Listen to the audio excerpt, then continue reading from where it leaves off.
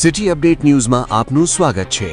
સુરત શહેરના ward number 12 Rampura વિસ્તારમાં પોલીસનું માનવતાભર્યું રૂપ સામે આવ્યું છે।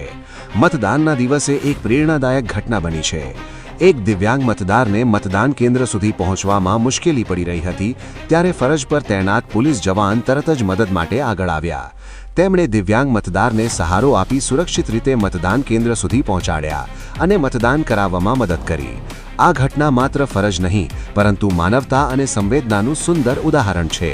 સુરત પોલીસનો આ અભિગમ ખરેખર વખાણવા લાયક છે।